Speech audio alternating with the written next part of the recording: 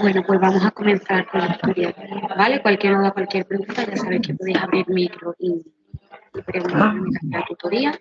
Y si no, al final también, ¿vale? Así que nada, pues, todo. Sí, puedo comenzar ya entonces, ¿no? ¿No? Sí, Sí.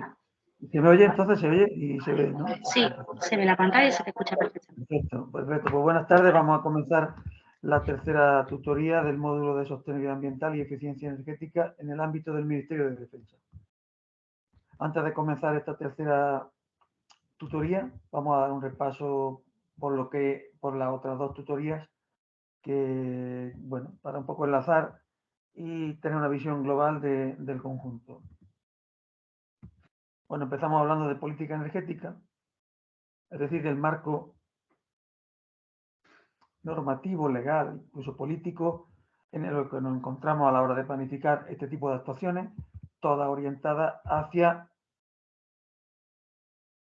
la reducción de los efectos del cambio climático, es decir, a intentar aminorar las consecuencias que el cambio climático puede tener en nuestras vidas, desde ámbitos muy diversos, fundamentalmente, y en este caso desde la eficiencia energética en diferentes sectores y de las energías renovables, como veremos a continuación.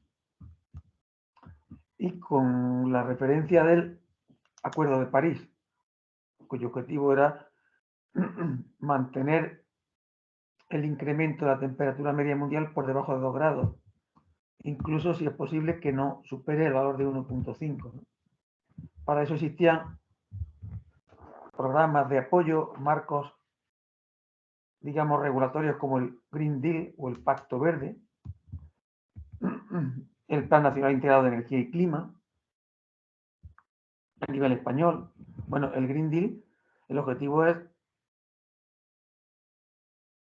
realmente ir hacia una neutralidad climática en 2050, pero bajar las emisiones de CO2 con respecto a los niveles de 1990 en un 55% de aquí a 2030, o en un 23% en el caso del plan español. Todo eso también tenía mucho que ver con lo que ha venido llamándose la Agenda 2030, basada de nuevo en los acuerdos de París y en los objetivos de desarrollo sostenible. Bueno, estos son los grandes escenarios en los que nos toca jugar a cada uno desde nuestro ámbito de trabajo o profesional el papel de reducir los efectos que pueda tener el cambio climático, a vosotros desde el Ministerio de Defensa y a cada uno desde el suyo. Para eso estoy viendo también que existían algunas metodologías, como por ejemplo esta basada en la norma ISO 50001.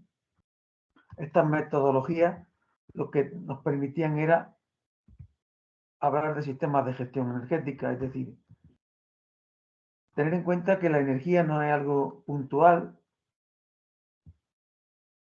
sino que debe estar integrado en la estrategia de optimización de recursos de las empresas y de las organizaciones, puesto que el impacto que tiene, en este caso concreto, en las emisiones de CO2 es muy elevado. Estuvimos también viendo el alcance de esta norma y hablando de lo que era una auditoría energética, que realmente una auditoría energética es un informe tipo fotografía de la situación actual del consumo de energía de un determinado edificio o instalación, que nos permita conocer cómo se está consumiendo la energía, qué tipo de energía se están consumiendo, qué coste económico está teniendo ese consumo de energía para el consumidor y qué impacto en el medio ambiente lleva asociado ese consumo de energía. A partir de esa información nos permitirá tomar medidas. Vamos a intentar ahorrar en aquellas medidas o invertir en aquellas medidas cuyo retorno sea más rápido. Es decir, aquellas medidas que conlleven un mayor ahorro energético, en lugar de en aquellas otras en las que el ahorro energético conseguido y por tanto la amortización o la viabilidad técnica de las mismas sea menor. Para eso nos sirve una auditoría. Estuvimos viendo dos tipos de energía. Bueno, primero estuvimos viendo cómo se consume la energía en un edificio. Vamos a necesitarla para calefacción y refrigeración, es decir, lo que se llama climatización, fundamentalmente, para iluminación, para agua caliente sanitaria y en algunas ocasiones para fuerza motriz, caso de ascensores, bombas, piscinas, etcétera. Pero fundamentalmente la refrigeración o la climatización. Y también vimos que había dos tipos de fuentes de energía sobre los que podíamos actuar. Unas que eran renovables, que son las que veremos esta tarde, y otras que eran no renovables, aquellas que procedían del petróleo y la nuclear. Las no renovables son la fósil y la nuclear. Por ejemplo, el gas natural, el butano, el propano, el carbón, etcétera, y la nuclear. La nuclear sí tiene una ventaja muy importante, aunque es cierto que determinado tipo de residuos conlleva un riesgo muy alto, sobre todo desde el punto de vista de su gestión, pero realmente no emite CO2. Luego, desde el punto de vista de la emisión de CO2, la energía nuclear puede ser considerada una energía limpia, no renovable, por supuesto, pero sí limpia en el sentido de que no emite CO2. Vimos también lo importante que era a la hora de abordar el consumo de energía en un edificio, tener en cuenta esa expresión que relaciona la demanda de energía del edificio con el rendimiento de los equipos que la proporcionan esa energía. Entonces tenemos que conseguir que ambos términos, numerador y denominador, el primero sea mínimo y el segundo sea máximo. Si tenemos que intentar diseñar un edificio que tenga una demanda de energía casi nula, que fue lo que estoy viendo en la segunda tutoría, y por otro lado, que el rendimiento de los equipos que proporcionan esa energía sea el máximo posible, que sean calderas o sistemas de máxima eficiencia energética o bombas de calor de máxima eficiencia energética. Bueno, dentro de las fósiles vimos el gasóleo, el gas natural, el propano, el butano, la electricidad no renovable procedente de nuclear, ciclos combinados, centrales térmicas de carbón y luego la renovable, solar térmica y fotovoltaica, también termoeléctrica, biomasa, geotermia y eólica, que serán las principales fuentes de biomasa que analicemos y que tengan que ver con el alcance nuestro, ¿no? Porque también estaría la mineráulica, oceanográfica, sí, mareomotriz, un conjunto de energías, pero que tienen menos aplicación en el ámbito en el que nos podemos mover. Bueno, vimos algunos sistemas de climatización y de calefacción y la normativa que los afecta, en concreto el reglamento de instalaciones térmicas en los edificios, el RITE, cómo se establecía la necesidad de calefacción, las zonas climáticas en las que se dividía España, que eran 5, y los diferentes sistemas que tenemos para proporcionar tanto calefacción como agua caliente sanitaria y, en algunos casos, como la bomba de calor o la geotermia o la aerotermia, frío y calor. Si bien tanto la bomba de calor como la aerotermia como la geotermia sí es considerada una energía renovable, pero la aerotermia en determinados casos también, como veremos a continuación, aunque son energías, una procede del suelo, otra procede del aire, pero que al final necesitan un sistema eléctrico, es decir, van conectadas a la red. La aerotermia, el intercambio lo realiza con el aire y la geotermia, como veremos hoy, con el suelo. Pero van conectadas a la red. Me voy a detener aquí para ver un vídeo sobre la geotermia y después aerotermia y después veremos otro sobre la geotermia, porque ambas son energías que hay quien las considera renovables y quien no las considera renovables, porque realmente son sistemas de muy alta eficiencia energética, ¿no? Como veremos a continuación.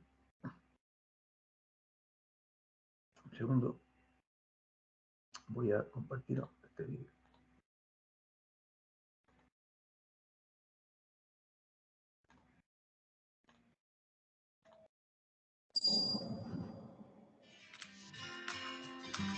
Hoy estudiaremos qué es el concepto llamado aerotermia. La aerotermia es el uso de la energía que contiene el aire para generar aire acondicionado, calefacción o agua caliente. Por eso hablo de la geotermia. El intercambio de energía se hace con la tierra. En la aerotermia, el intercambio de energía se hace con el aire. Pero no dejan de ser sistemas que están conectados al final a la red eléctrica. No es lo mismo que la fotovoltaica, la solar térmica o la biomasa, que son energías 100%, o la eólica, 100% renovables porque vienen directamente del viento, del agua o de los vegetales, como después veremos. Sanitaria. ¿Cómo funciona la aerotermia para generar aire acondicionado? Los dos componentes principales del sistema son el evaporador ubicado en el interior y el condensador en el exterior. Ambos están unidos por un circuito con refrigerante. La clave de su funcionamiento reside en los cambios de temperatura y estado de este fluido. Mediante los cambios calor-frío, gas líquido del refrigerante, el aire acondicionado transfiere aire fresco a la estancia y aire caliente al exterior. Se diferencian 4 fases. En la fase 1, el fluido circula a baja temperatura. En la segunda fase, el fluido está en estado gaseoso y tiene una temperatura más elevada. En la tercera fase, el fluido pasa a estado líquido y cede calor al aire que sale. Finalmente, en la fase 4, volvemos a tener el refrigerante en estado semilíquido y a baja temperatura. ¿Qué ocurre en las 4 transiciones? En la primera de ellas tenemos que el compresor comprime el gas subiendo su temperatura sin alcanzar la fase líquida para no dañar el compresor. En la fase 2, el condensador enfría el gas que pasa a fase líquida y expulsa el calor hacia el exterior. Ahora pasamos a la tercera fase en la cual la válvula de expansión reduce la presión dramáticamente y con esa reducción el fluido se convierte en un gas a baja temperatura. Finalmente, en la fase 4, el evaporador roba la energía del interior subiendo la temperatura del gas y bajando la temperatura del interior del local. Y ahora pasemos a explicar cómo funciona la aerotermia para generar calor. Dentro del mismo sistema, a través de una válvula de 4 vías, se invierte el ciclo. La bomba de calor comienza a transferir aire fresco al exterior y aire caliente a la estancia. En la fase 1, el compresor comprime el gas subiendo su temperatura sin alcanzar la fase líquida para no dañar el propio compresor. En la fase 2, el refrigerador, al pasar por el condensador, cede su calor al aire interior de la estancia. La temperatura del gas desciende y pasa a estado líquido.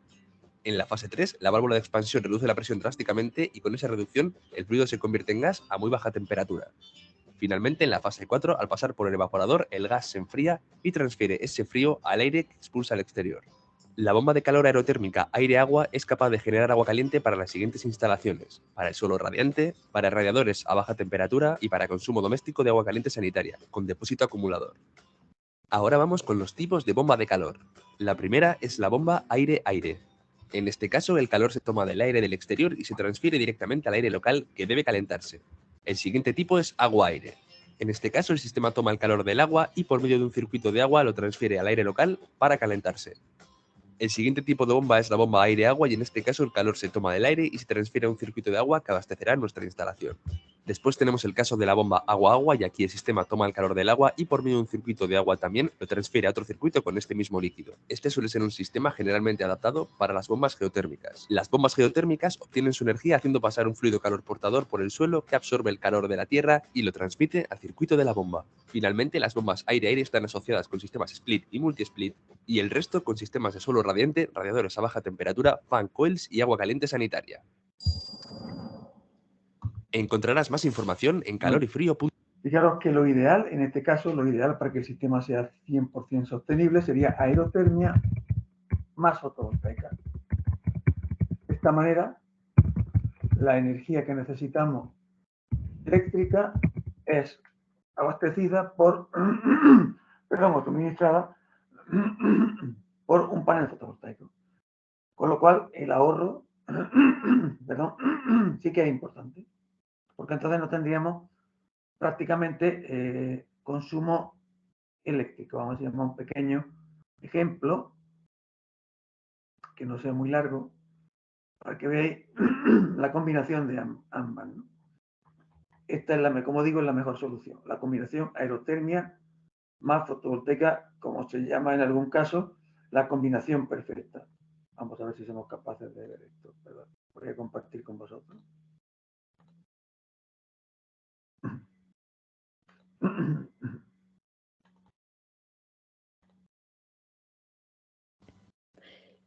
La utilización de sistemas de bomba de calor para climatización y más concretamente la aerotermia se ha ido incrementando en nuestro país en los últimos años.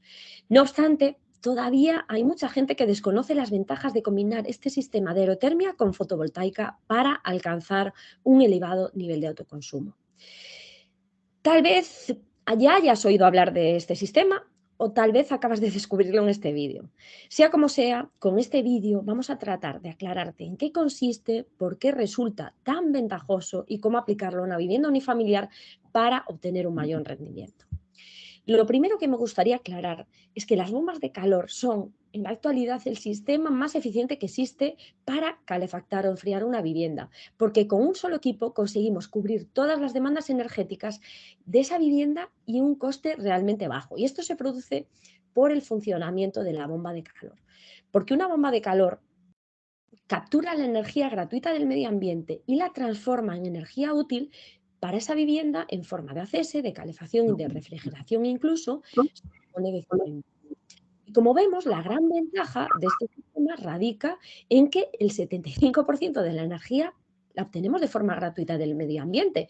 Solo necesitamos, pero sí que se necesita este pequeño consumo del 25% que necesita la bomba de calor para su funcionamiento.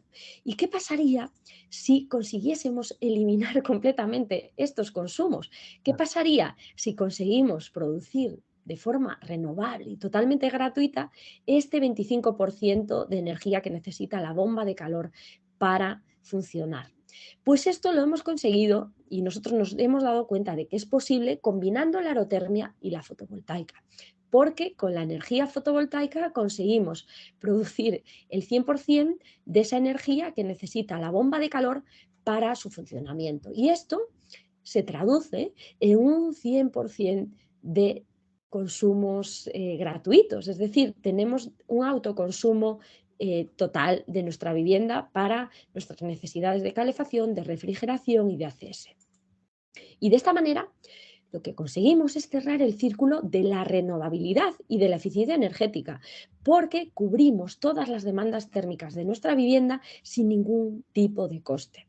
Y esto es posible ya porque la bomba de calor consigue aprovechar la energía eléctrica de la instalación fotovoltaica si tenemos en cuenta una serie de parámetros. Y la clave para hacerlo, para rentabilizar la inversión de estos paneles fotovoltaicos, consiste en utilizar al menos el 80% de esa energía eléctrica que produce la instalación fotovoltaica para los consumos eléctricos de la vivienda.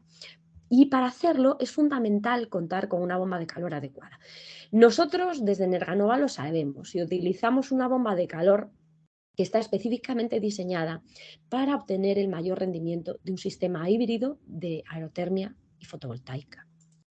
Nuestras bombas de calor incorporan siempre una regulación climática que se integra de forma totalmente híbrida con la instalación fotovoltaica. ¿Y qué pasa si en algún momento la producción fotovoltaica es superior a los consumos de la vivienda?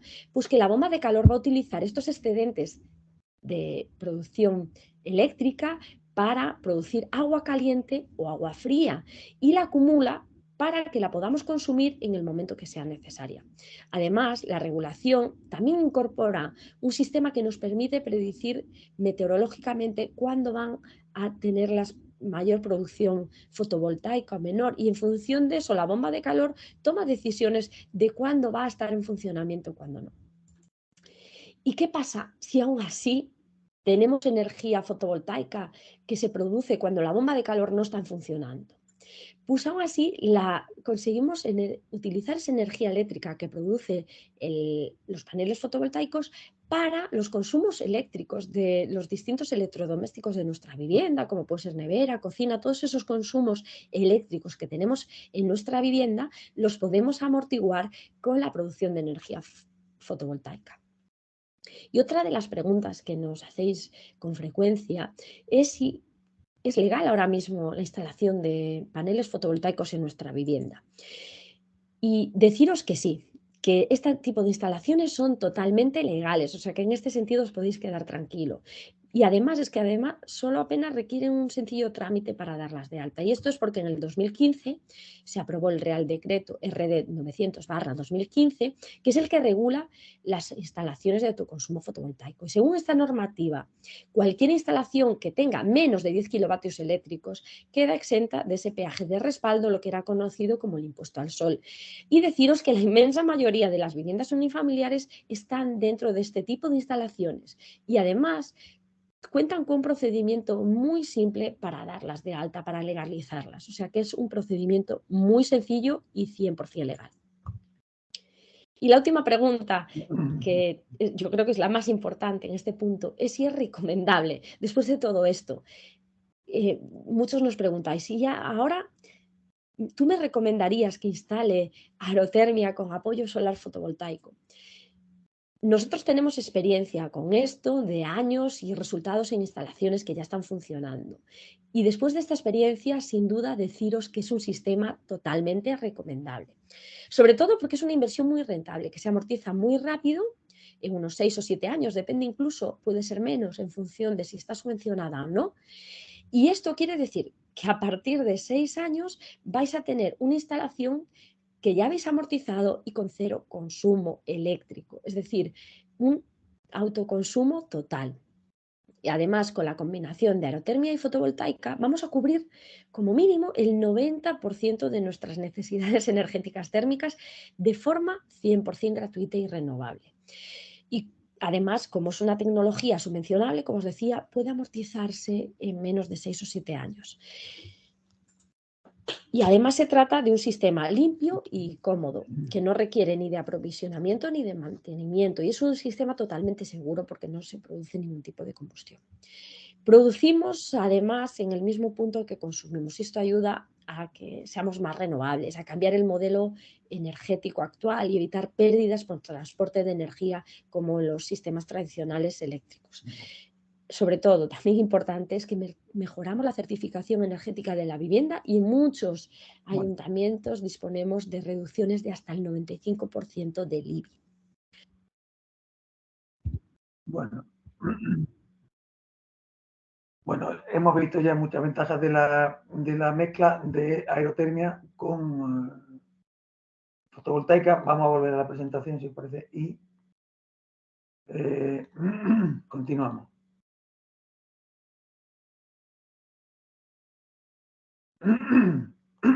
Como digo, es la mezcla ideal porque la parte de ese 25% de consumo que decía en el vídeo que el sistema o que los sistemas consumen de la red, si lo usamos con fotovoltaica, estaremos consiguiendo un sistema absolutamente renovable.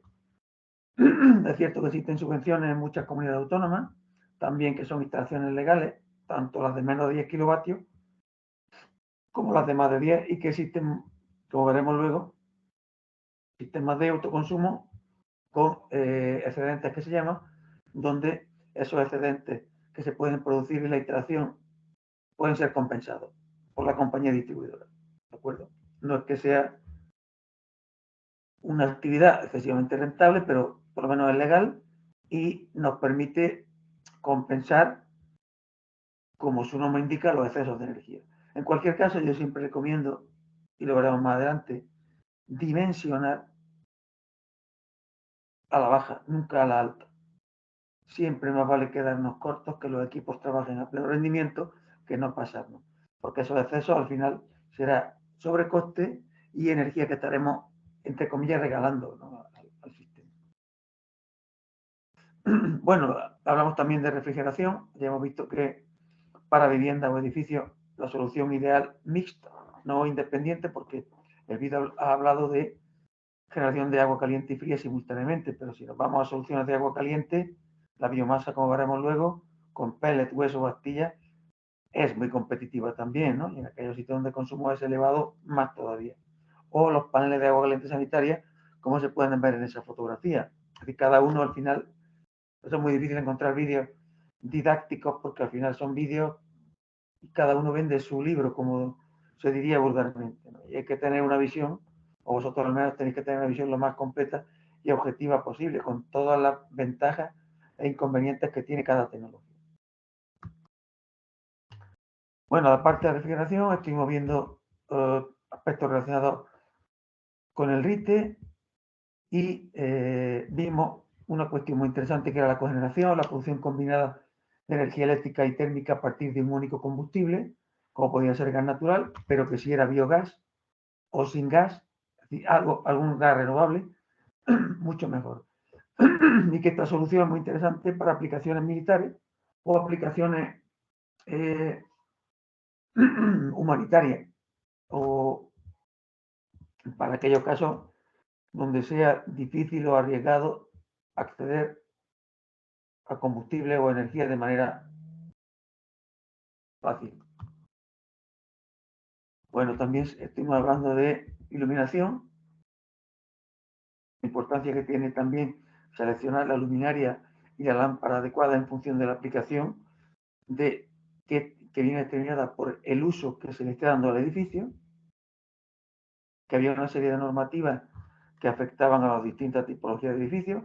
Y luego estuvimos viendo desde el punto de vista de reducción de la demanda las diferentes certificaciones que existen para reducir la demanda energética del edificio, desde la más verde, etiquetado energético, hasta la más roja, en base a el consumo de energía del edificio y las emisiones de energía del edificio, a través de lo que se llama el certificado energético del edificio, que como sabemos es obligatorio desde hace algunos años y necesario para las operaciones de compra y alquiler.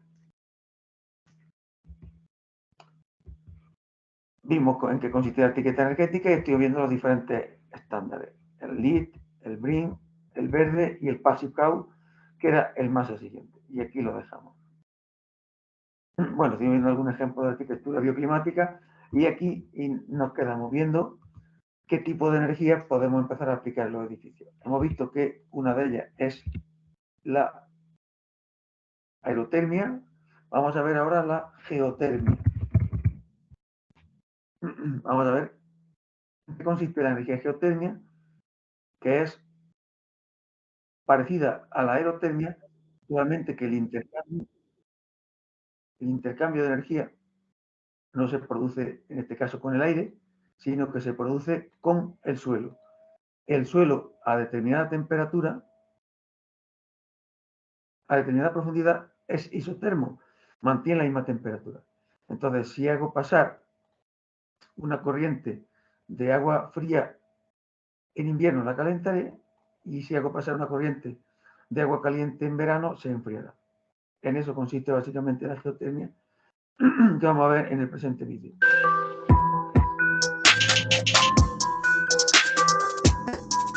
¿Qué es la energía geotérmica?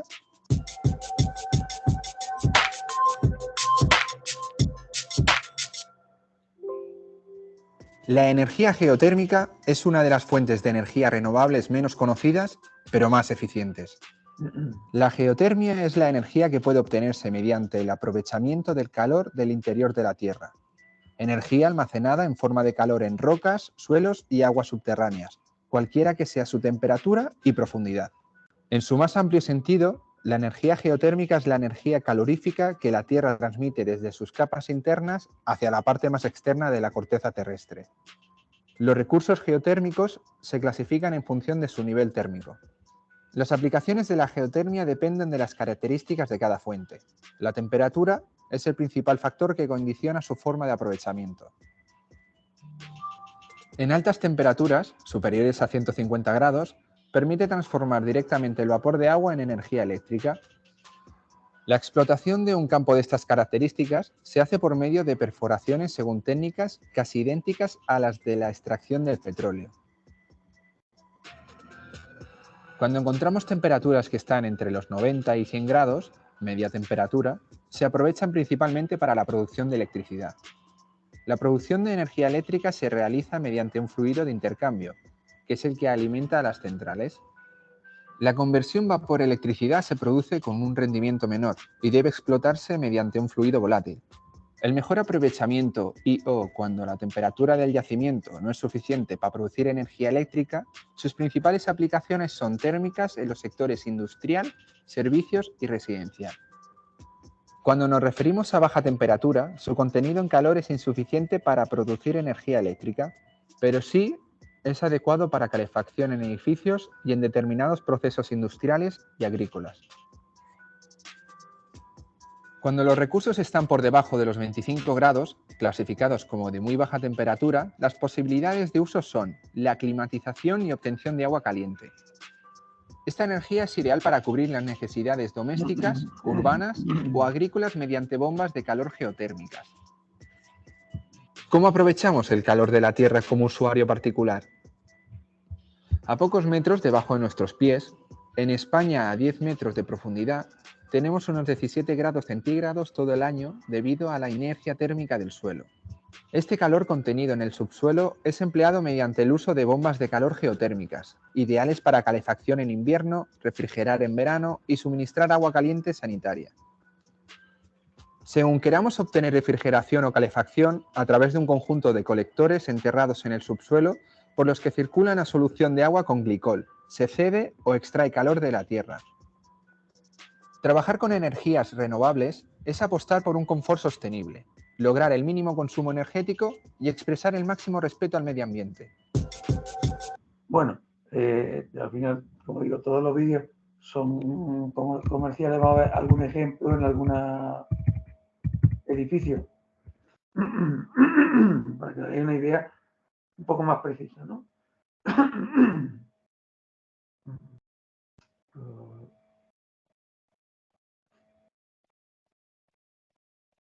Vamos a tener algunos aspectos relacionados con su uso en los edificios.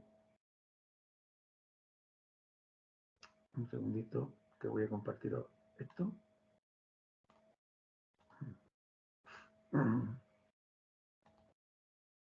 ¿Qué cuestiones debemos tener en cuenta a la hora de instalar el geotermia?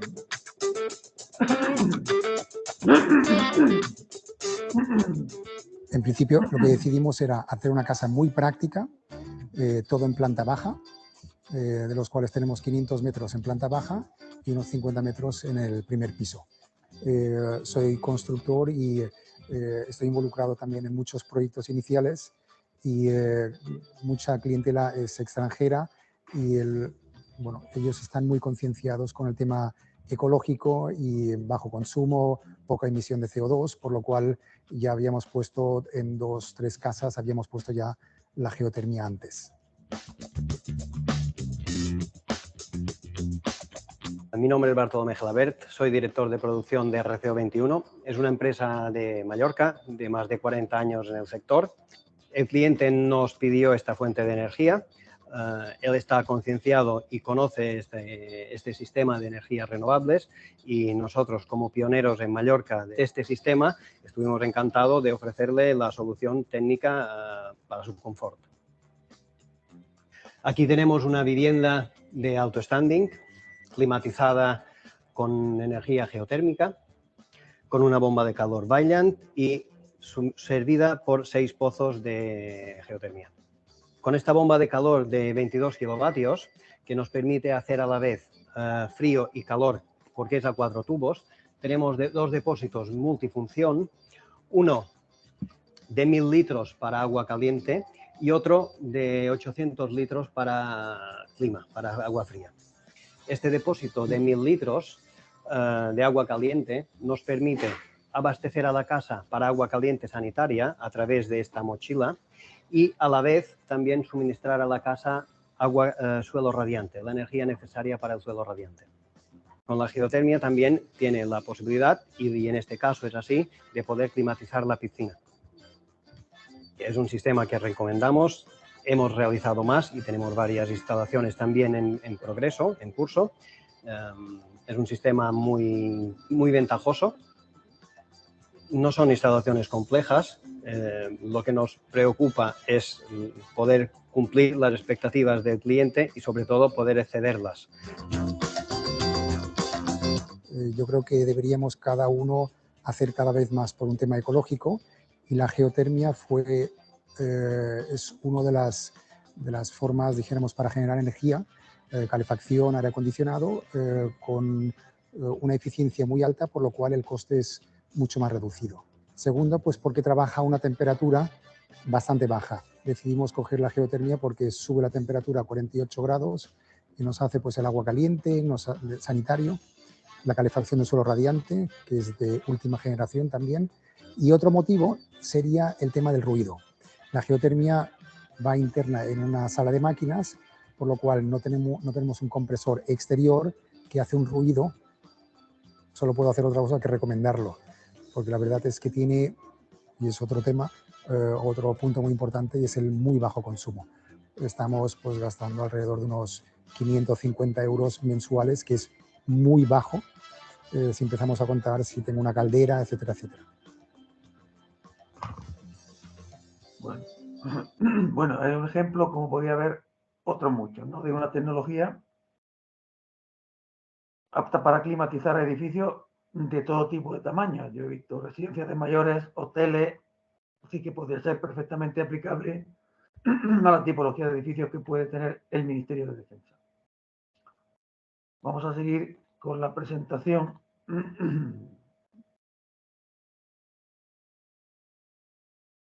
Tratando de compartir otras tecnologías, ¿no? Bueno, hemos visto que la geotermia, fundamentalmente de baja temperatura, para agua caliente y apoyo a calefacción.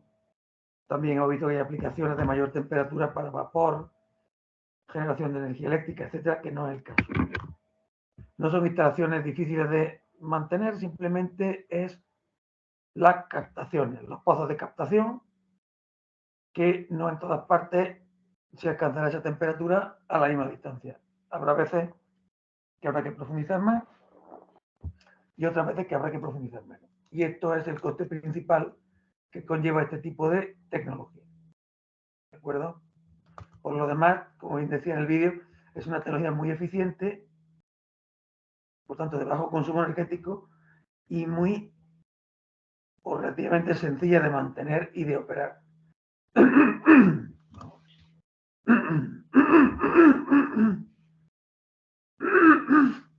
Vamos a ver otra, que es la biomasa.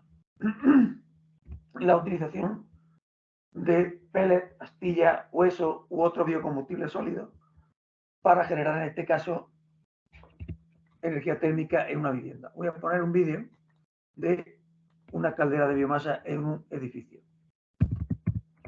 En este caso, de pellet.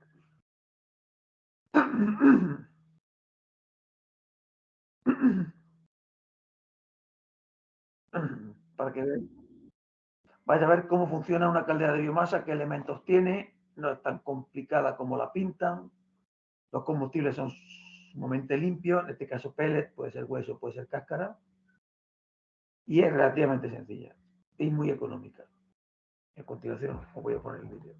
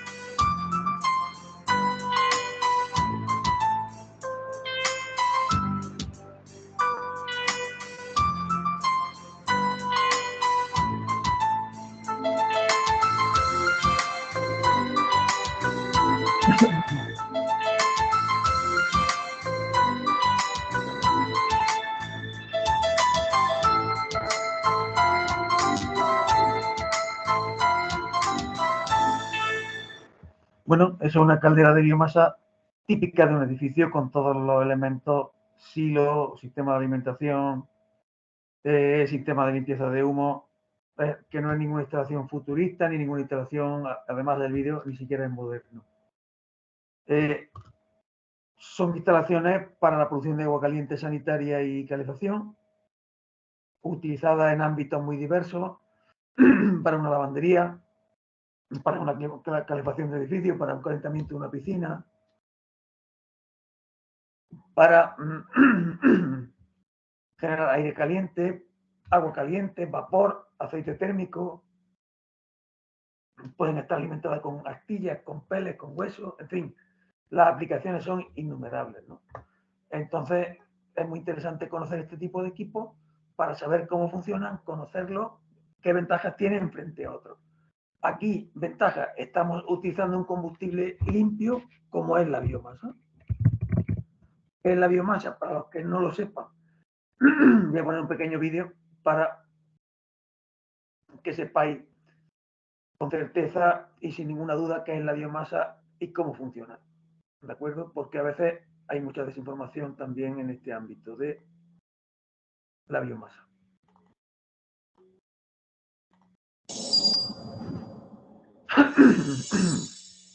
Hola a todos y bienvenidos a calorifrío.com. La biomasa es un tipo de energía renovable a base de materia orgánica, que se ha consolidado como una de las opciones para el consumidor en el mercado de la climatización. Su buena eficiencia energética, el ahorro que genera o la sostenibilidad ambiental la convierten en una opción muy interesante para quienes quieren instalar un sistema de generación de calor. En el vídeo de hoy hablaremos de la biomasa dando su definición, hablaremos de sus tipos y también de cómo funcionan, se comentarán las ventajas de este tipo de energía y finalmente se explicarán las estufas y las calderas de biomasa. Por lo que la primera pregunta que debemos contestar es: ¿qué es la biomasa? La biomasa se define como la materia orgánica generada en un proceso biológico, ya sea espontáneo o provocado, y que después es utilizable como energía. Su origen es sobre todo agrícola o forestal, aunque también pueden provenir de lodos derivados de aguas residuales o de la fracción orgánica de los desechos. Es un combustible renovable, ya que si se gestionan de forma sostenible los bosques de los que se trae la leña o a partir del cual se fabrican los pellets, se puede considerar como inagotable. Se considera nulo también a nivel de emisiones de CO2, ya que el CO2 que se genera en el momento de la combustión se compensa con el CO2 que han consumido esas plantas de las que proviene el combustible. Y finalmente también se considera que tiene un precio asequible y estable. Sobre la biomasa debemos conocer que tiene aplicaciones en distintos sectores, tanto en la industria como en el sector doméstico o terciario. El primer tipo de biomasa del que vamos a hablar son las astillas. Son trozos pequeños de madera de entre 5 y 100 milímetros que pueden provenir de la primera o de la segunda transformación de la madera o de las maderas forestales. Este tipo de combustible no es demasiado recomendable en la mayoría de calderas para edificios o viviendas. El siguiente tipo de combustible son los pellets.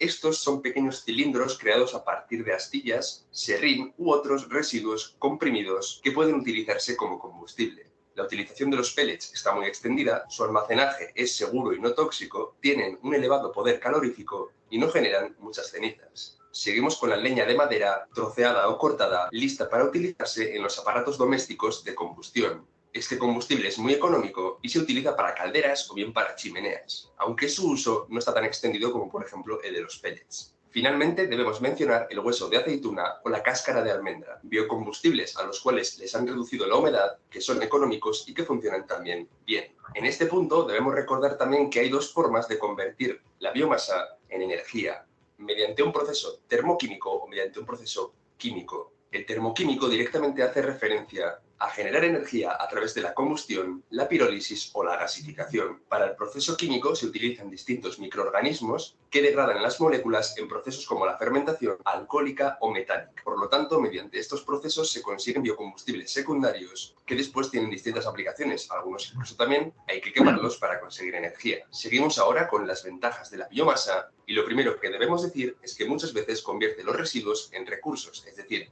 hace una revalorización de los mismos. También es una fuente de energía no contaminante, con una emisión nula de CO2, como hemos comentado, y respetuosa de esta forma con el medio ambiente. Es asequible, por otro lado, obteniendo los mismos resultados que con otro tipo de sistemas de generación de calor, y también utilizar este tipo de combustibles es invertir en una gestión forestal sostenible, ya que para la producción es un requisito que se debe cumplir. Finalmente, hablaremos un poco de las calderas o de las estufas de biomasa. Las calderas son sistemas que utilizan la biomasa como combustible para llevar después este calor al agua y de esta forma poder proveer a la casa de calefacción a través de radiadores, por ejemplo, o de agua caliente sanitaria. La idea es la de una caldera convencional, pero su funcionamiento es a base de biocombustible. Muchas calderas son además programables, realizan una gran cantidad de recargas por sí mismas, con lo cual hay muchos modelos en el mercado que siempre es interesante estudiar si queremos apostar por este tipo de energía. Y por otro lado tenemos las estufas de biomasa, que están más enfocadas a calentar una única estancia, aunque existen también las estufas canalizables que llevan el aire a más de una habitación, pero en general suelen ser para una única estancia, dan calor a través de la radiación, es decir, el calor se expande directamente en la habitación, y a través de una salida forzada de aire. A través de un ventilador se fuerza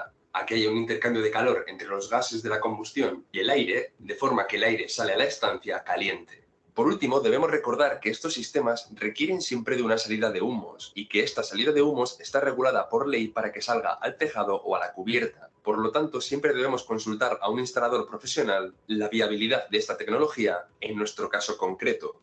Y esta ha sido la explicación que os damos sobre qué es la biomasa. Recordad que si queréis conocer información más en profundidad, podéis acudir a nuestra web. Si os interesa también contratar cualquier tipo de estufa de biomasa, podéis encontrar instaladores cerca de vuestra zona en nuestro site de presupuestos. Muchas gracias por la atención, esperamos haberos aclarado unas cuantas dudas y hasta pronto. Bueno, habéis visto que la biomasa, por tanto, es muy versátil. Hay muchos tipos, como decía. Se puede hablar de estufas cuando hablamos de instalaciones pequeñas de aire caliente para pequeños recintos o de grandes calderas para edificios más grandes, incluso para actividades o para aplicaciones industriales. Bueno, esta es otra energía de las que quería compartir yo hoy con vosotros, que es la energía de la biomasa, para producir, como digo, para generar energía eléctrica y energía térmica. En este caso a nosotros lo que nos interesa es la energía térmica, bien en forma de agua caliente sanitaria o bien para calefacción. Y con combustibles tan diferentes como el pele del hueso, la cáscara de almendra y la astilla. Todos son aptos, todos son válidos, todos tienen un mercado. Es cierto que este año, como consecuencia también de la guerra, han subido también el precio de los biocombustibles, pero ha estado siempre bastante estable. Y también quería que conocierais que se trata de instalaciones asequibles, accesibles, que también están incentivadas por prácticamente todas las comunidades autónomas, que tienen sus ventajas y tienen sus inconvenientes. Es decir, al final las soluciones energéticas tienen que ser mixtas y hay que analizar cuáles encajan en un edificio desde el punto de vista de espacio físico, desde el punto de vista de capacidad de almacenamiento, desde el punto de vista de la demanda que se tenga de un tipo de energía o de otra, calefacción, climatización, agua caliente, pero al final lo que quiero es que las conozcáis todas para que al final cuando se tome la decisión de apostar por una o por otra, se tenga toda la información necesaria al respecto. Bueno, después de la biomasa nos encontramos con la energía solar. La energía solar probablemente sea mucho más conocida para muchos de vosotros. Hablamos de solar térmica y hablamos de solar fotovoltaica. La más común es la que aparece en la fotografía, que es fotovoltaica, donde mediante la radiación solar se genera energía eléctrica como consecuencia del llamado efecto fotónico. Sin embargo, la captación térmica consiste en que el sol calienta un fluido que pasa por un tubo, normalmente dentro de un panel, y se calienta. Vamos a ver ambos tipos porque, como digo, ambos tienen aplicación en un edificio. Aquí, por ejemplo, en la imagen se ve paneles en un polideportivo, que podría ser en cualquier recinto militar, agua caliente sanitaria y apoyo a calefacción. Vamos a ver en qué consiste este tipo de energía. Un segundo que la voy a compartir con todos vosotros ahora mismo. Un segundo.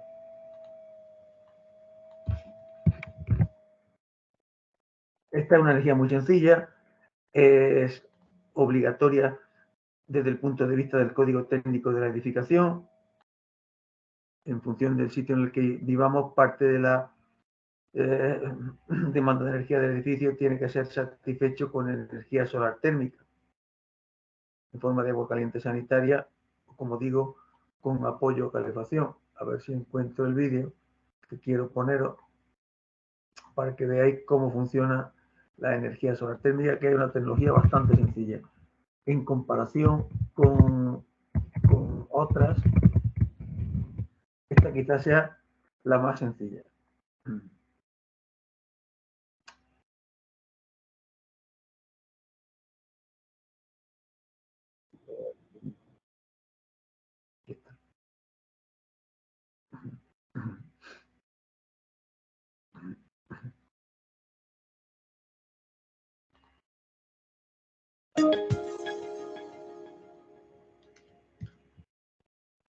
¿Cómo funciona la energía solar térmica? O dicho de otra manera, ¿cuánta energía ahorro en casa con ayuda del sol? En apenas 20 minutos, el sol libera una energía equivalente al consumo anual de toda la humanidad. Con una instalación solar, es posible captar esa energía gratuita y aprovecharla para calentar el agua o el ambiente en su casa. Los paneles de una instalación solar funcionan según el mismo principio que una manguera de jardín colocada al sol. El agua de la manguera se calienta por el sol. Un panel solar funciona de manera semejante. Una bomba transporta el líquido que se ha calentado hasta el depósito solar.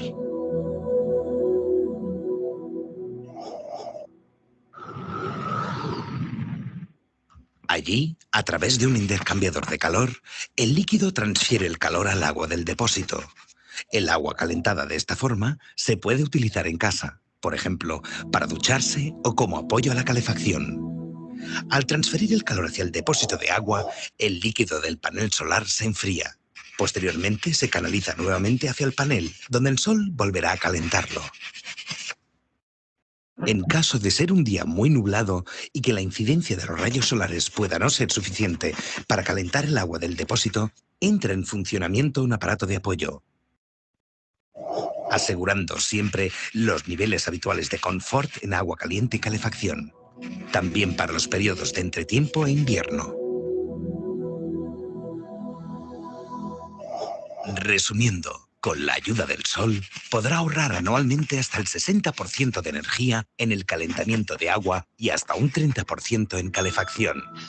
Junkers, confort para la vida. Al final, como dice el vídeo, hace falta un sistema de apoyo. ¿Por qué? Porque en periodos prolongados de ausencia de radiación solar suficiente tendremos que seguir generando agua caliente para la calefacción o agua caliente sanitaria para la necesidad que tenga el edificio, y no podemos depender del sol.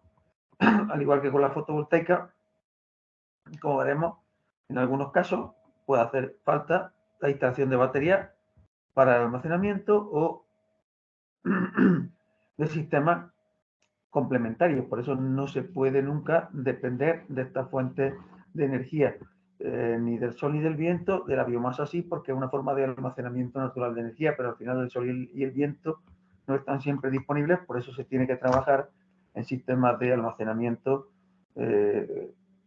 como baterías, ¿no? U otros sistemas de almacenamiento similares.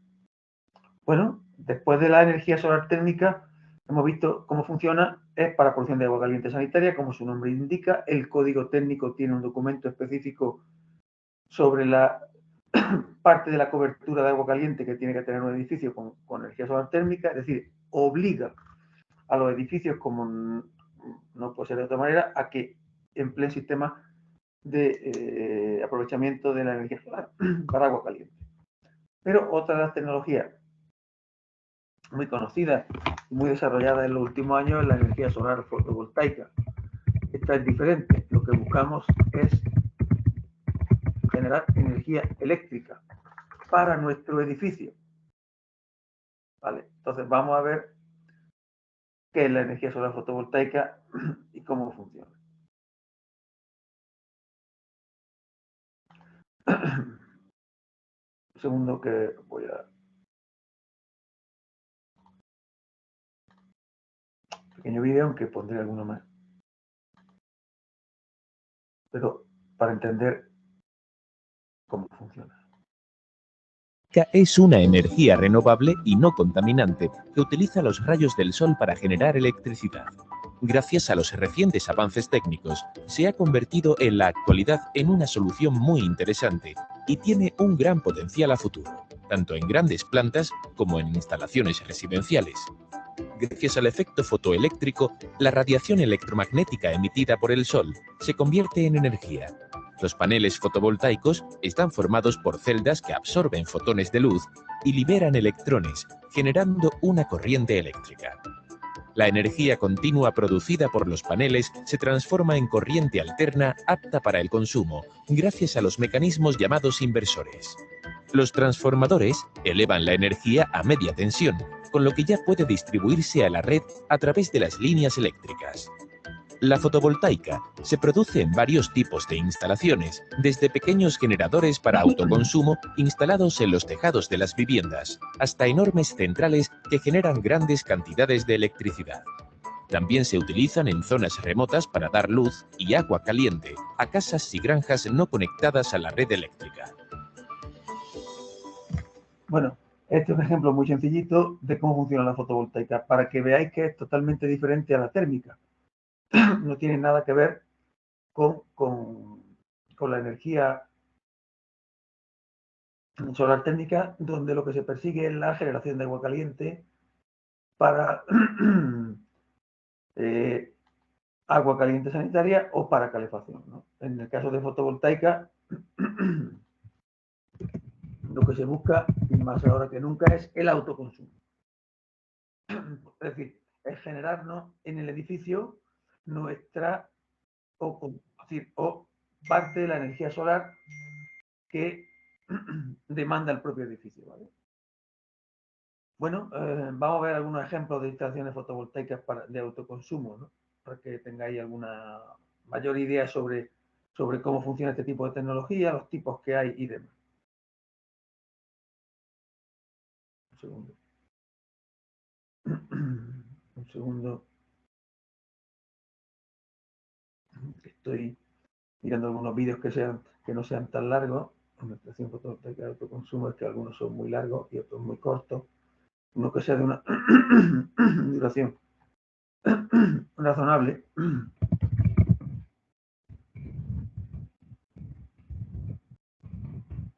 También se puede exportar a red, lógicamente, pero el interés de la energía fotovoltaica es prácticamente satisfacer parte del consumo del edificio. Vamos a ver un vídeo de un banco, justamente de una entidad financiera, que todas han entrado afortunadamente a creer y a apostar por la energía fotovoltaica, en este caso por el autoconsumo. Hola a todos. Ana y yo vamos a hablaros hoy de las deducciones fiscales sostenibles que podemos aplicar ya en nuestra declaración de la renta. Esta estuve viendo sobre eficiencia energética, también sobre fotovoltaica, pero bueno, vamos a ver otro vídeo que no viéramos. Este lo estoy viendo en el caso de edificio. Vamos a ver otro que no viéramos. No repetir. Vamos a ver. Vamos a ver. El portal de calor y frío, el que recurro con mucho, pues tiene vídeos muy interesantes, muy profesionales sobre autoconsumo.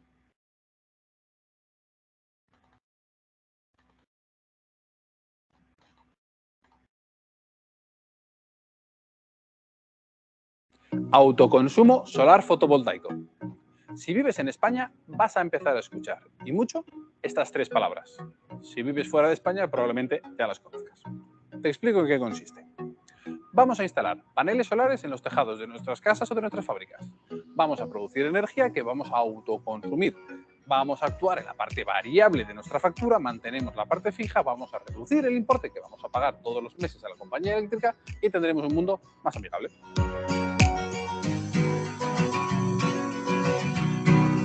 Vale, te lo explico más fácil. Piensa en la ensalada que te vas a cenar esta noche.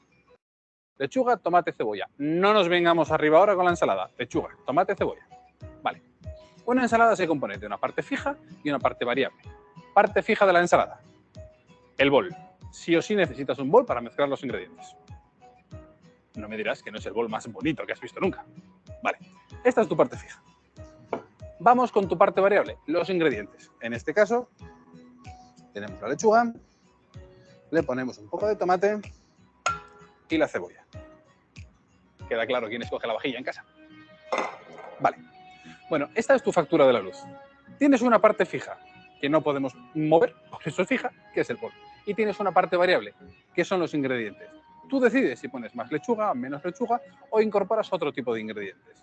Esto es lo que hace el autoconsumo solar fotovoltaico. Actuar sobre tu parte variable. Reduce tu parte variable. Piensa en los tomates de la ensalada. En este caso los hemos tenido que comprar para hacer nuestra ensalada. Ahora piensa que tú esos tomates los plantas en tu casa. Tú los cultivas y tú los produces. Y cuando quieras cenar la ensalada, lo que haces es ir a buscar los tomates. No pagas por esos tomates porque ya los has producido. Esto es lo que hace el autoconsumo solar fotovoltaico. Tenemos en el techo paneles solares, estructura, cables inversores. Con todo eso producimos energía solar. Esa energía solar tú la autoconsumes y ya no la tienes que pagar de la red eléctrica. Esa es la gran ventaja del autoconsumo. Reduces tu parte variable, evidentemente mantienes tu parte fija, bajas la factura de la luz y contribuyes a un mundo mejor para todos.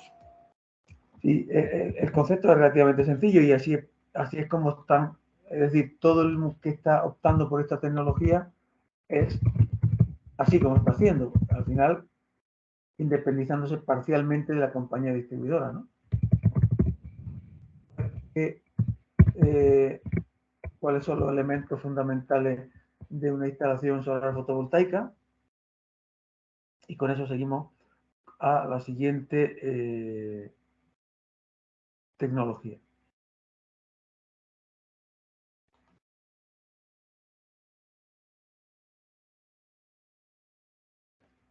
Vamos a ver un segundo.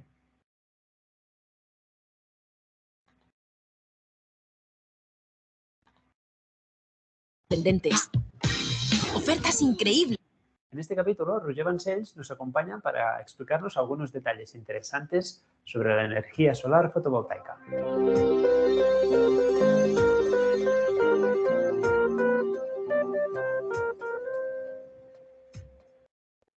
Bé, som en una instal·lació fotovoltaica de 2 quilowatts de potència pic instal·lada en un habitatge del Maresme sobre coberta plana. Això vol dir que tenim els mòduls fotovoltaics que els tenim inclinats sobre horitzontal per poder aconseguir el màxim possible la perpendicularitat dels rajos del sol durant l'estiu.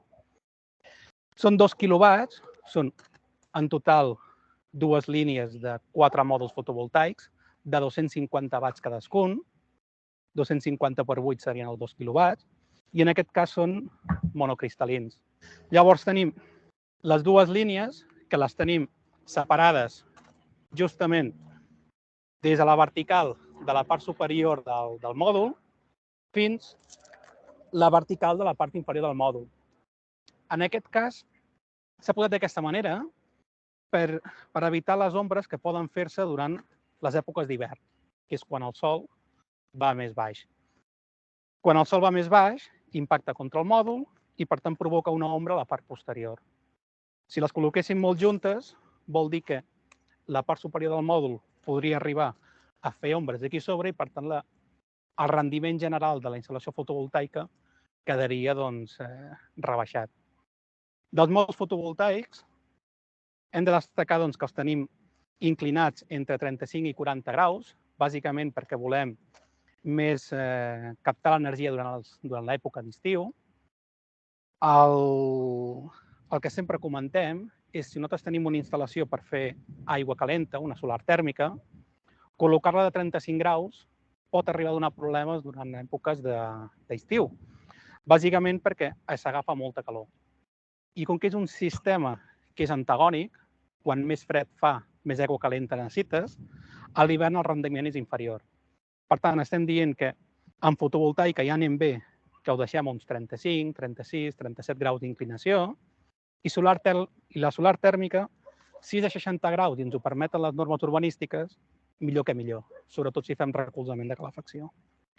En aquest cas tenim les dues línies, en què cada mòdul fotovoltaic, per la part de darrere, tenim la caixa de control, en què surten els dos cablejats, el positiu i el negatiu, donat que el mòdul fotovoltaic genera l'energia en tensió contínua. En aquest cas, en aquesta instal·lació, hem connectat tots els aparells en sèrie, de manera que el positiu i el negatiu es van connectant entre ells, i al final de la sèrie i al final de l'altra surt el negatiu i el positiu, que anem a buscar la baixada cap on està l'inversor centralitzat y, per tant, fem las entradas. La potencia contratada en una vivienda no tiene por qué coincidir con la potencia instalada de fotovoltaica.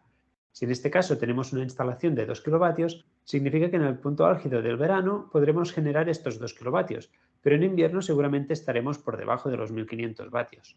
Si, por ejemplo, ponemos en marcha la lavadora y el lavavajillas, quizá necesitamos 4000 vatios. Como esta instalación es de autoconsumo instantáneo, nos dará, por ejemplo, 1200 vatios y necesitaremos los 2800 vatios restantes de la red pública. Los dos sistemas pueden funcionar al mismo tiempo y no es necesario que la instalación fotovoltaica cubra toda la demanda de la casa.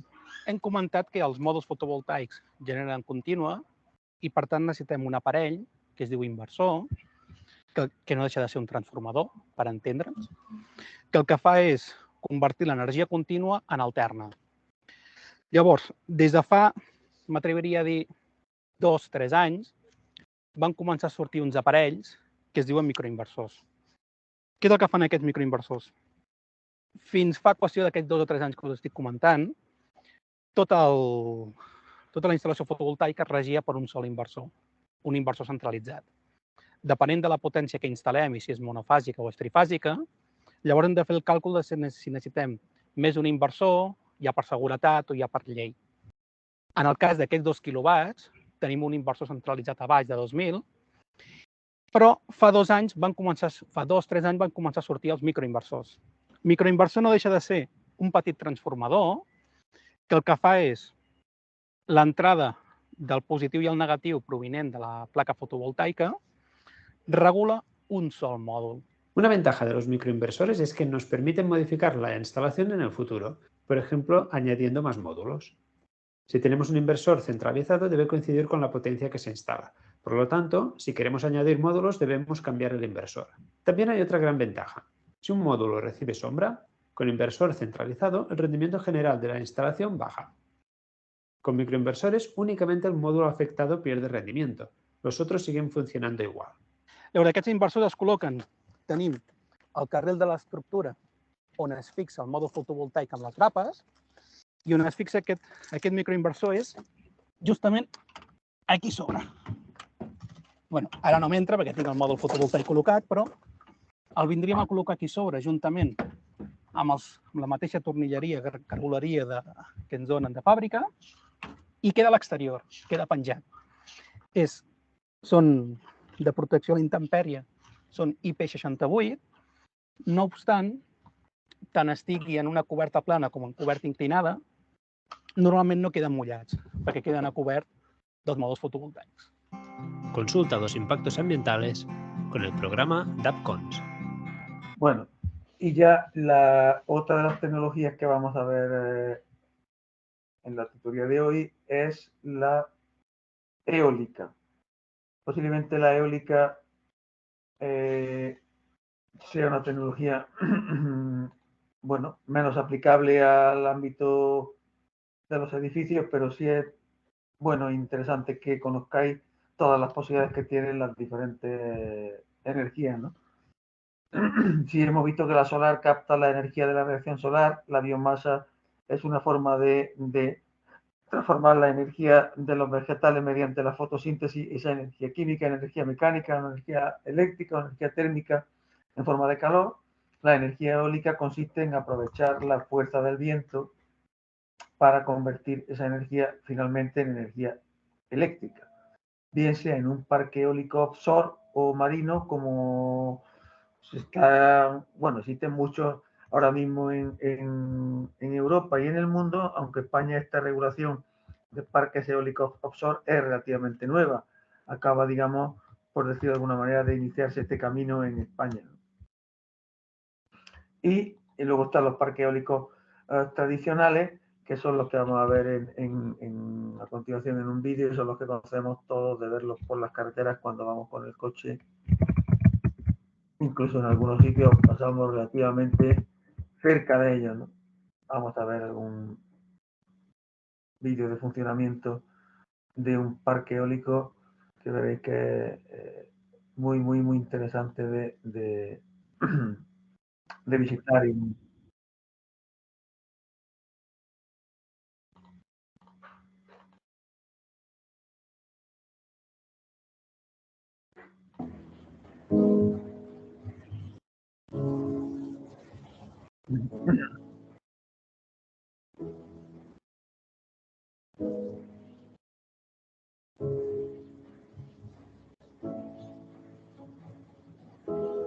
Bienvenidos al Parque Eólico de El Perdón, el primero instalado por Acciona en el mundo. Un parque que tras 25 años en funcionamiento se encuentra en perfecto estado operativo y produce más que el primer día gracias a una estudiada estrategia de operación y mantenimiento.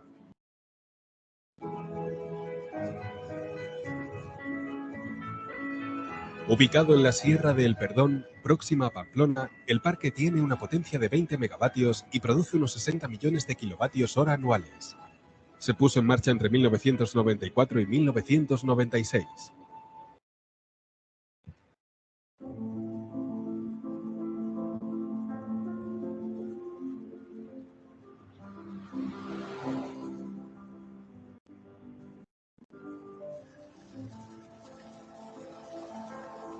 Consta de 40 aerogeneradores de 500 kilovatios de potencia unitaria con rotores de 39 metros de diámetro, montados sobre torres de acero de 40 metros de altura.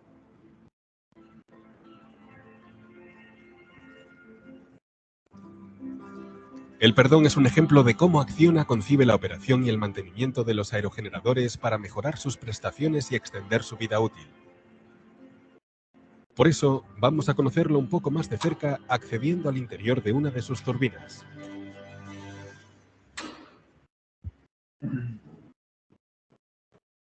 Esta es la zona baja de la torre, donde se encuentra el sistema de control del aerogenerador. Si miramos hacia arriba, veremos la plataforma sobre la que se ubican el transformador y las celdas de conexión responsables de enlazar el aerogenerador con la subestación y la línea de evacuación eléctrica. Pero no nos quedemos aquí abajo. Ahora que la máquina está ya parada, subamos a la barquilla para conocerla en detalle. La góndola o barquilla es una de las partes fundamentales del aerogenerador. Es donde se encuentran los componentes que permiten convertir la energía cinética del viento en energía eléctrica. El eje lento que transmite el movimiento del rotor y gira en esta turbina a unas 30 revoluciones por minuto. La multiplicadora, que eleva la velocidad de giro hasta las 1500 revoluciones por minuto necesarias para poder generar la electricidad. El eje rápido. Y por último, el generador, el responsable de convertir la energía mecánica en electricidad.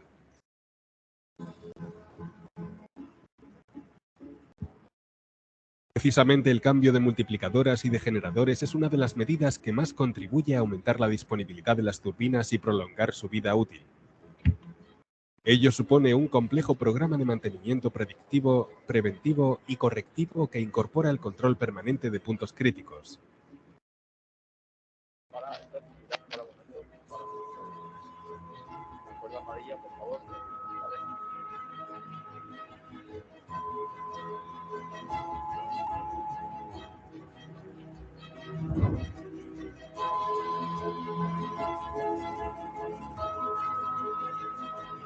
El programa también ha incluido la instalación de extensiones de pala en 10 de las turbinas para aumentar la captación de energía del viento.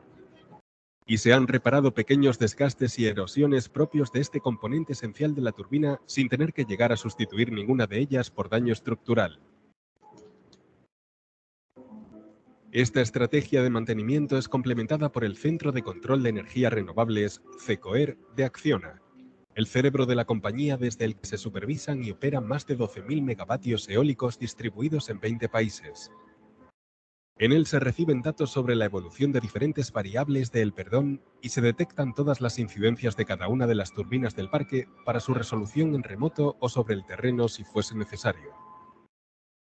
Desde el CECOER también se registra y analiza la información operativa del parque para optimizar su eficiencia y producción. Esta combinación de actuaciones y el trabajo conjunto han permitido obtener excelentes resultados de operación en el Perdón.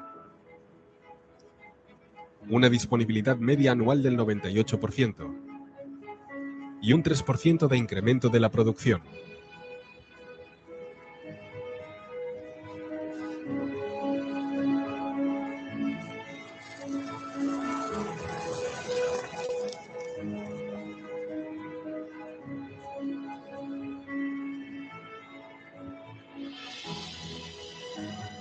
El Perdón es el mejor ejemplo de la excelencia de acción en la operación de sus parques eólicos y la prueba de que la vida útil de las turbinas va a estar muy por encima de los 20 años que se estimaban inicialmente. Una evidencia que permitirá incrementar muy significativamente la producción de energía limpia de nuestros parques eólicos. Bueno, es curioso, pero las limitaciones de la energía eólica vienen impuestas directamente por las carreteras y los caminos. Es decir, no hay limitación a nivel técnico. El desarrollo de este tipo de parques es bestial. Es decir, desde hace 20 años que se montaban máquinas a 60 o 65 metros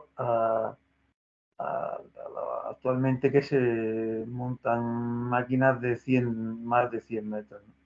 Entonces, esto es un cambio, un desarrollo tecnológico bestial y en gran medida gracias a compañías y empresas españolas como Gamesa o Acciona, entre otras, ¿no? Entonces, muy interesante el desarrollo eólico. Y ahora viene el desarrollo eólico marino, en el agua, ¿no?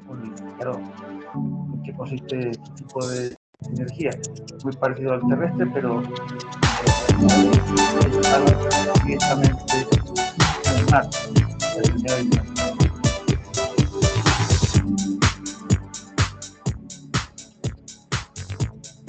La primera turbina eólica doméstica de 10 megavatios que genera electricidad. La primera turbina eólica marina de 10 megavatios en China se conectó con éxito a la red para la segunda fase del parque eólico marino Fujian. Esta es la turbina eólica marina más grande de la región de Asia y el Pacífico y la segunda más grande del mundo en términos de capacidad independiente investigada y desarrollada totalmente por China.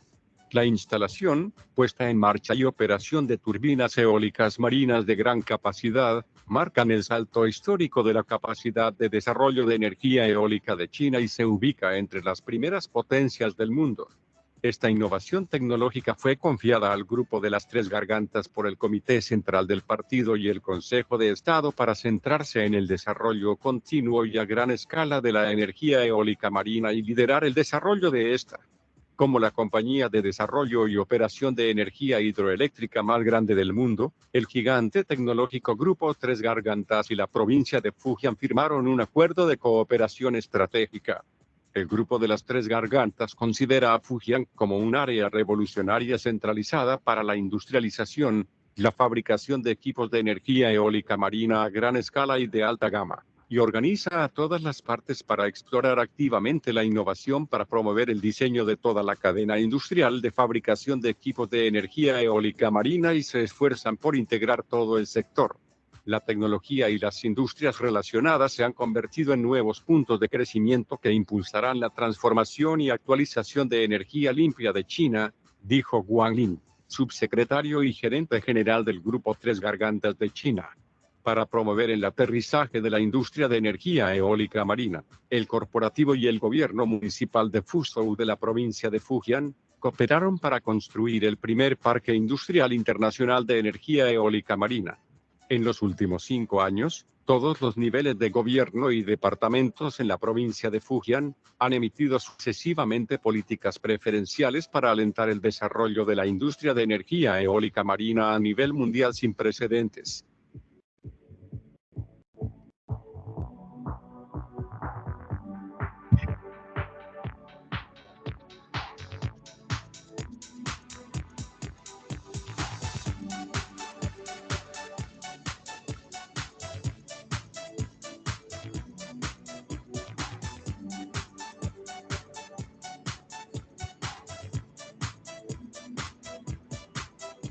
Bueno, está claro que otro desarrollo bestial de la energía eólica marina, que como digo, ahora se acaba de legislar en España y en febrero de este mismo año hubo un acuerdo con los pescadores y demás, de manera que se van a autorizar bueno, una serie de parques eólicos marinos por fin en España.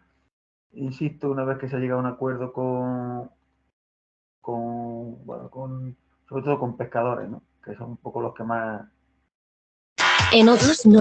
Quizá el documento más importante que hemos visto hoy desde el punto de vista de la novedad de aquello que representa es los planes de ordenación del espacio marítimo. En España somos el primer país por volumen en valor añadido bruto y en PIB en términos de economía azul. Y desde la Unión Europea, en la estrategia de protección de la política marítima integrada europea, se pedía que cada uno de los Estados miembros desarrolláramos estos planes de ordenación de los espacios marinos, algo muy parecido a lo que ocurre en tierra con los planes de ordenación del territorio y que, sin embargo, no contaba con algo parecido en el más de 1 millón de kilómetros cuadrados de superficie que representan nuestras aguas jurisdiccionales. Por tanto, después de un proceso de casi 4 años, hemos hoy aprobado por fin estos planes de ordenación de espacios marítimos en los que se evalúa, en los que se ordenan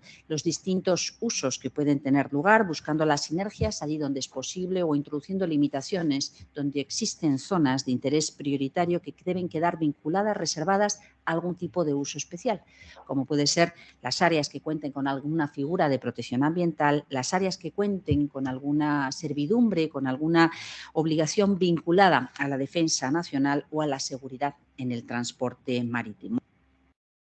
Bueno, al final, lo que quería decir que para que vierais que España también se ha sumado a esta legislación a favor de la energía eólica marina, ¿no? Después de un montón de tiempo, bueno, un poco reacia al desarrollo de este tipo de tecnología. Bueno, y una vez vistas todas las renovables, vamos a ver cómo se puede gestionar todo mediante lo que se llaman redes inteligentes. Entonces, hemos visto solar, hemos visto biomasa, hemos visto geotermia, hemos visto incluso aerotermia. Vamos a ver el último apartado, que es una Smart Grid, es decir, una red inteligente. Y con eso terminaremos la tutoría. Es decir, si somos capaces de todo lo que hemos visto de eficiencia energética y de renovables, integrarlo, pues seremos capaces de mejorar y de reducir el consumo energético, que es un poco el objetivo que nos planteamos cuando empezamos la tutoría, ¿no? Pero de una manera muy eficiente.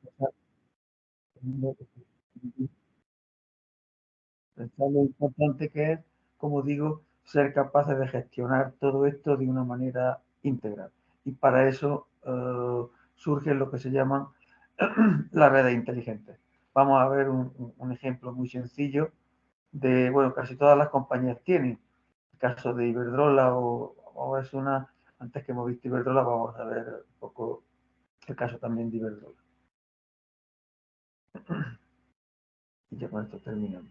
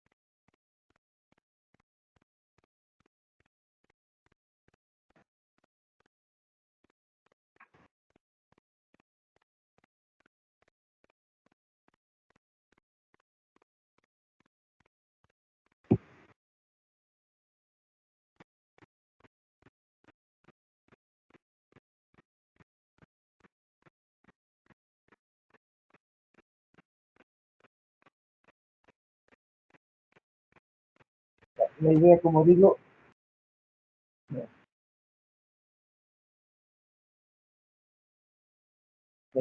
digo, es gestionar esto de una manera inteligente o de una manera centralizada y con la mayor tecnología disponible. Es el caso de, igual podemos ver con el caso, con el caso de Endesa, ¿no? Vamos a ver el caso de la Fundación Endesa y ya con esto terminamos explicando con el concepto de redes inteligentes. Como colofón de todo, ¿no?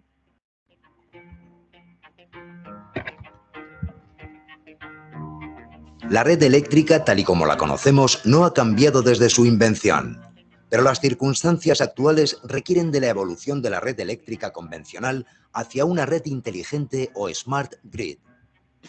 La red inteligente tiene la capacidad de intercambio bidireccional de energía e información. También es capaz de integrar instalaciones renovables de pequeño y medio tamaño. Además, dispone de elementos de control que permiten conocer la situación de la red y solucionar problemas técnicos. Esta tecnología permitirá, por ejemplo, que nuestro coche eléctrico consuma o aporte energía, mejorando la eficiencia en la generación y facilitando la integración y optimización de las fuentes de energía renovables. Este sistema es capaz de actuar de manera remota sobre las incidencias en la red, mejorando nuestro suministro y la relación con el medio ambiente. Las Smart Grids suponen una nueva era en el sector eléctrico, pues pasamos de una gestión estática y unidireccional a una dinámica y bidireccional. Se aumenta, de este modo, la eficiencia y el ahorro energético. Bueno, ya está. No quería, terminar sin hablar de las redes inteligentes, que creo que de alguna manera, pues, son el futuro, porque al final se trata de optimizar la gestión de todo, lo que hemos visto, eficiencia energética, renovables, generación eléctrica distribuida, etcétera. Entonces, bueno, por mí, Ainhoa, no sé si estás por ahí, yo he terminado. Si hay alguna pregunta, estaré encantado en responderla y si no, por mi parte, pues doy por concluida este grupo de tutoría en el que hemos venido hablando de eficiencia energética y de sostenibilidad, de cambio climático, de energías renovables, y espero que haya sido útil e interesante para todos. No sé si estás por ahí. Pues José Antonio, si no tienen ninguna duda ni ninguna pregunta, como has comentado, damos por concluida la tutoría de hoy. ¿Vale? De todas formas, saben que tienen los foros para preguntar cualquier duda. ¿Vale? Estupendo. Así Muy bien, que pues nada. muchísimas gracias por todo y espero que haya sido útil. Buenas Muchas tardes. gracias a ti y a vosotros. Muchas gracias. Buenas tardes.